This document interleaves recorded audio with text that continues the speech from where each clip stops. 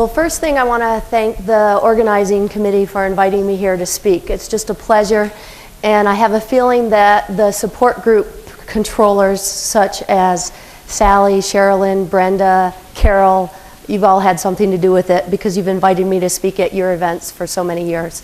So I appreciate that, and thanks, Dr. Ingram, for inviting me here. Today, I'm going to continue the conversation about exercise and moving it, and talk about nerves right now. Have you ever had to follow a motivational speaker? I don't think I've been nervous on a presentation in a while, and that just kind of puts you into a whole new level, doesn't it? So anyway, I'll get caught up here in a second. Today, what I want to start off with in the presentation, I'm going to go over a little bit about basal ganglia function, very, very brief, because I think all you know what it is. The Parkinson's disease, again, very brief. Common medical treatments, you've seen a lot of them today. Why movement? I'm going to go over 2 studies we've done at LSU to show you what has been done in the area and that several of you out there have participated in, and we do thank you for that. I'm also going to finish with a way to enhance your success rate of moving more. And I'm going to do this through a relationship with LSU, which I know not everyone in this crowd is an LSU fan, but raise your hand if you're an LSU fan. I got most people. So this will work out. Okay, so let's talk about the basal ganglia, the part that's damaged in people with Parkinson's. Okay, the basal ganglia are known for their role to modulate movement. They inhibit, they release movement, they help you maintain movement, speed you up, slow you down. And they do this especially when multiple options exist. If you're walking towards a doorway and you need to slow down because somebody might become running around the corner, that can become very difficult if you have Parkinson's. Well, the basal ganglia is what allows you to do that in the first place.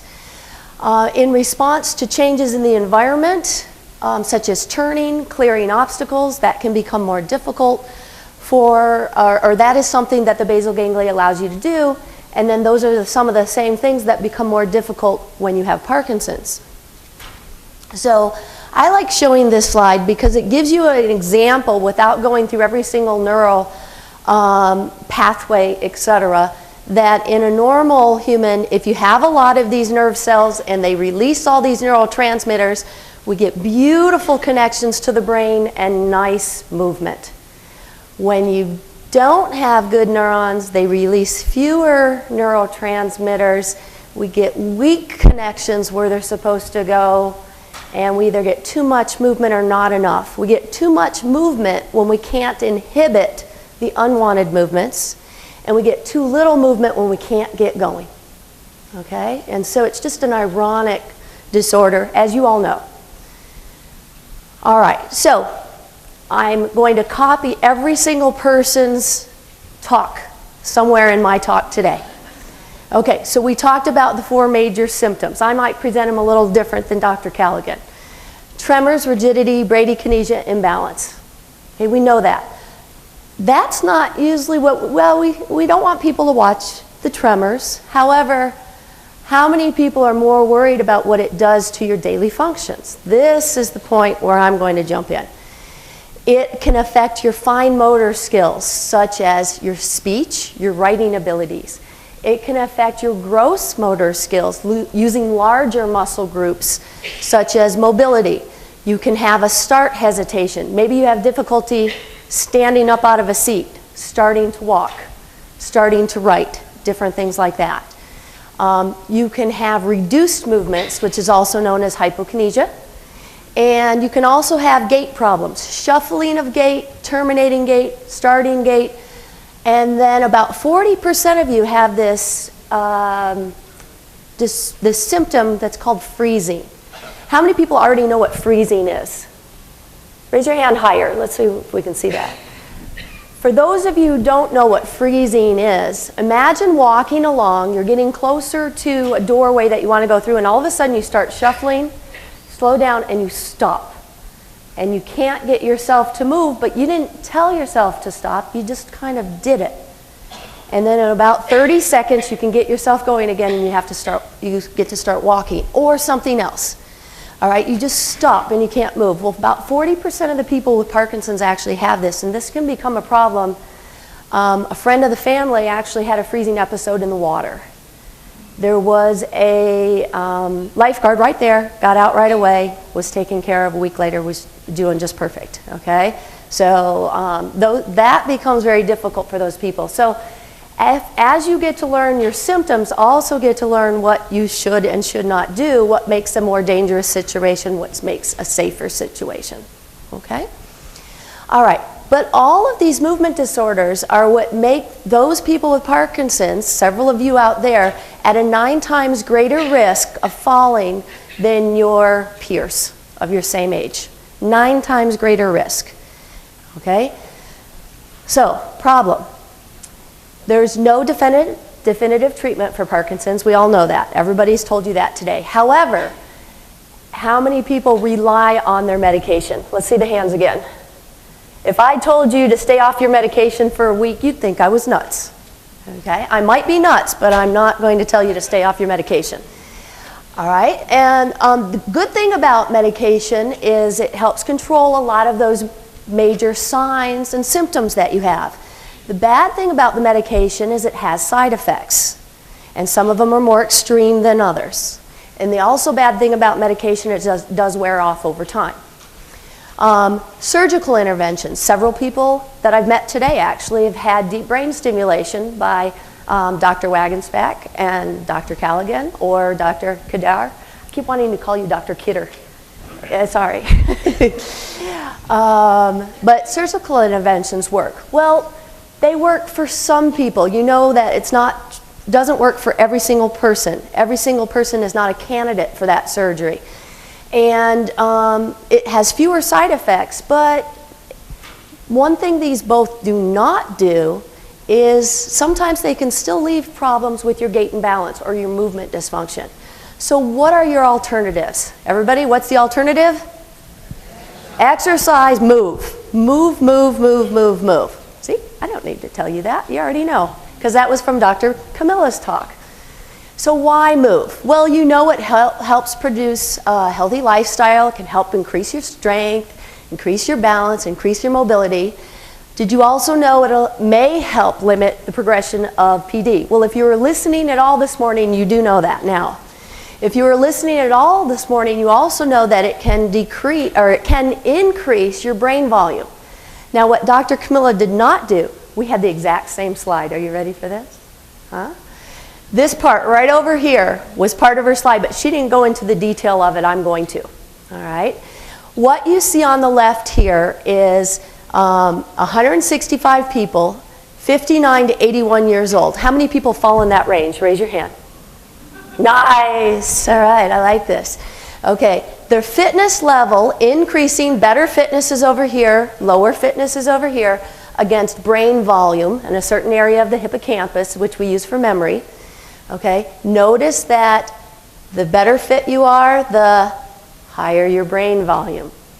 Okay, then they did, the same people, Erickson and his group, did a follow-up study where they actually compared exercise, aerobic activity exercise, compared to just stretching activities. Everybody, this is at baseline, right at the beginning before you even start exercise, at 6 months and 1 year later. Can you believe a particular area in your brain can increase 2% with aerobic exercise? And everybody, the aerobic exercise was walking. It was walking. It was not going out for a run. It wasn't doing, no offense to our, where did he go? Where's our inspirational speaker? He's out here somewhere. It wasn't hot yoga, okay? You didn't have to do all that. It was walking. Increase the brain volume in 1 year. If you just did the stretching activity, decrease brain volume. The difference in 1 year is 3.5%. 3.5% 1 year. Now, I don't know about you, but if you are the 59-year-old and you want to make it up to 81, think how many percent of your brain you're going to lose over that time period. So you want to watch out for that. So this is actually a very good thing. Another promotion for moving. and exercise. So what have we done here? What do I know about some different types of exercises? Well, I'm going to talk about two studies. One is I'm going to talk about a study where we used rhythmic auditory stimulation, which you haven't heard about at all today. So this is the novel thing I'm going to present. And then I'm also going to talk a little bit about Tai Chi, but how it is used for not only gross motor skills, how it's used to improve fine motor skills. Okay? All right, so let's start with the study on rhythmic auditory stimulation. Anytime we do an exercise study or a movement study, you want to have a motivation for it. So our motivation is that people with Parkinson's can generate movements. We all know that you can generate movements. What do you have the most trouble with? You have trouble activating the right program or suppressing the wrong movement program. Okay, those are the things you have trouble with. So the movement or the exercise that you do, one of the goals we wanted to do is make sure that it was going to activate the correct motor program to get you to move. So we looked into the literature, and there's a bunch of literature on sensory stimulation that's worked well with Parkinson's patients in the past. If they were walking and they walked to, does everybody know what a metronome is for piano playing? Okay, if you walk to a metronome, it can get people who walk slower to walk faster. They just walk to the beat. Think of it as doing it to music, etc. So we used rhythmic auditory stimulation, and I'll let you hear it in just a minute. Okay, we had one group who got to use the RAS when they exercised, and we had one group that didn't get to use it, no RAS.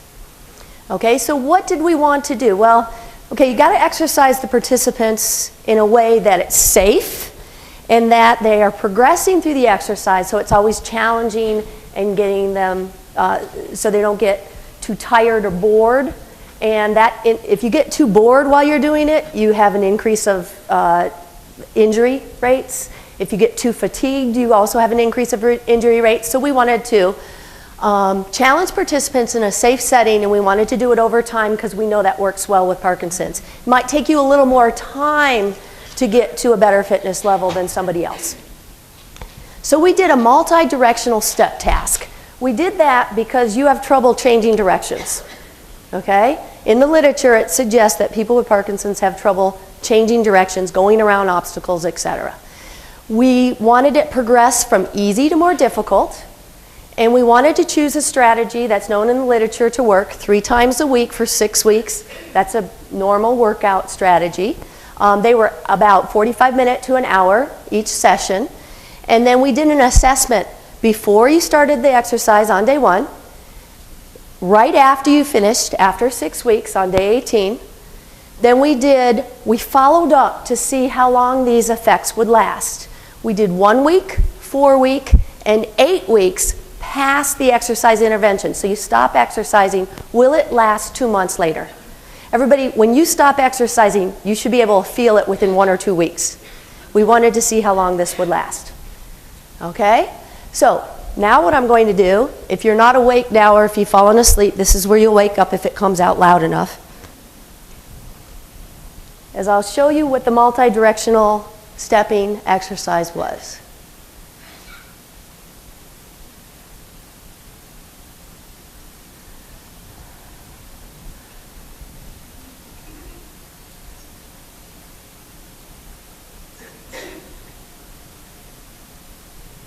Oops, what happened?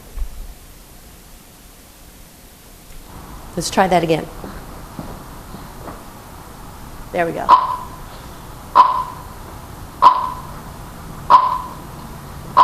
So stepping forward and back, stepping to the side, now stepping backwards.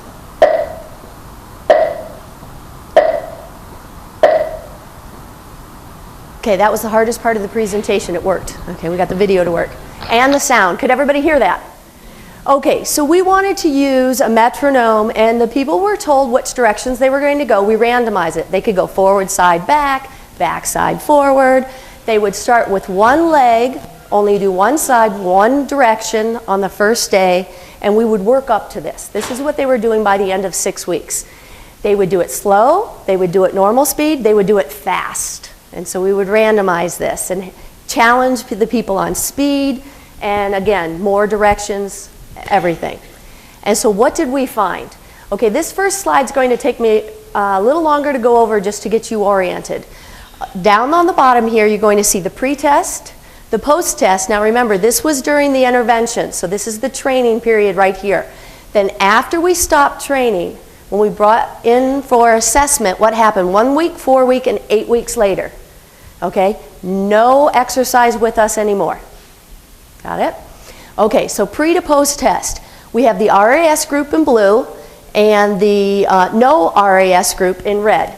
Does everybody agree that both of those lines go up and they both improve? Both groups improved, whether you got to do it with the ding, ding, cluck, cluck, thut, thut, right? Or whether you didn't, whether you just did it by yourself, okay? And so both groups improved on this measure. Now what's the DGI? The DGI is an assessment of more complex gait.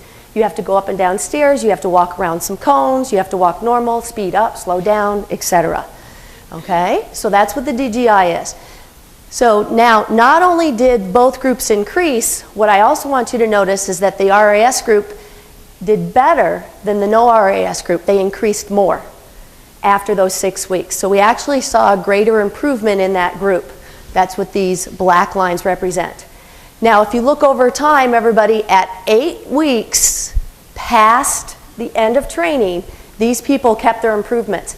If I told you not to work out for 2 months, knowing that you could keep some of those improvements, you'd think I was nuts. Well, that's what happened. But what happened to the no RAS group? Everyone, they went back down to baseline. They lost the improvements that they actually gained. So we believe that there's something going on with this extra stimulation that is doing something to help us hold those benefits a little bit longer. Give you another example.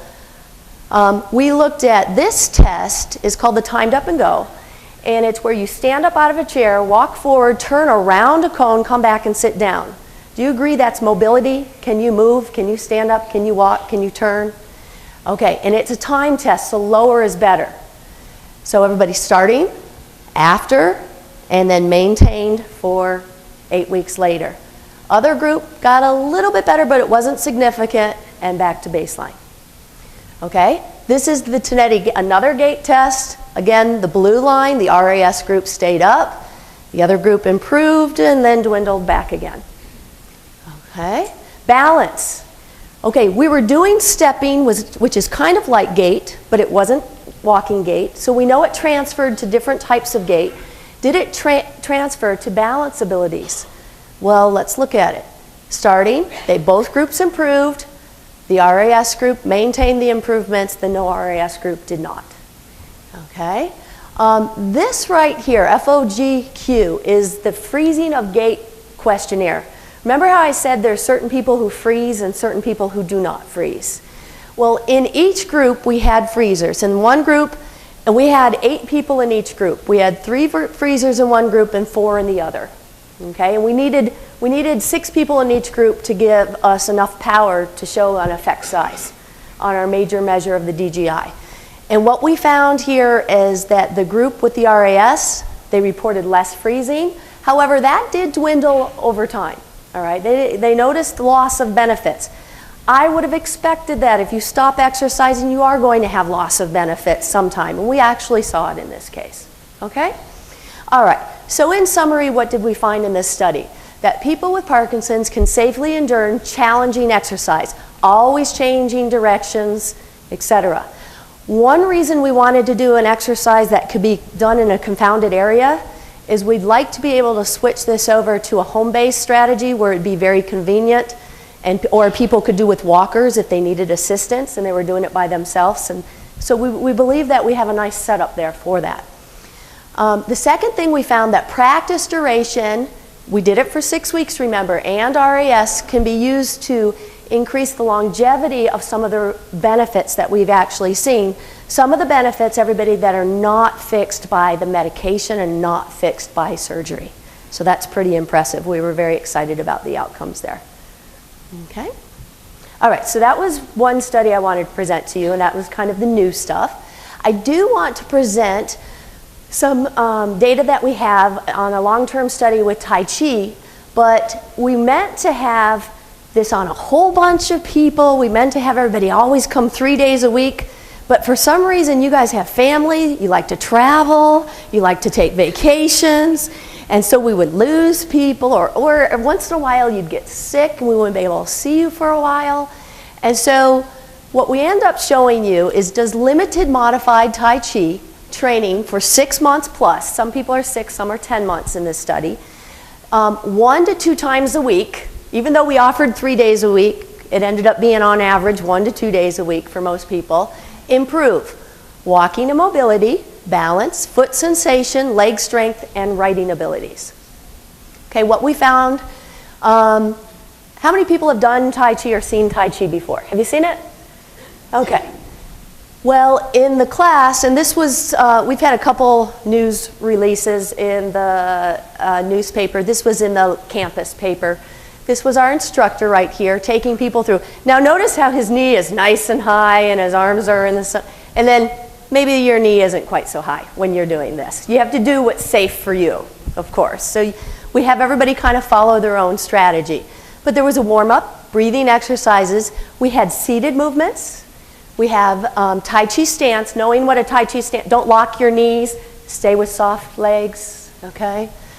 Standing movements, and then there's a meditation and relaxation at the end. Okay, what did we find? Walking endurance improved in the subjects that we could actually collect data on for a long period of time. So pre-test, they were going about, I can't even see that number on this angle. Let me look over here. What is it? 380? About 380 yards. Post-test, they were at what, 420 on average? So they could walk longer in 6 minutes. Everybody, that's just 6 minutes. That's a long distance for some people.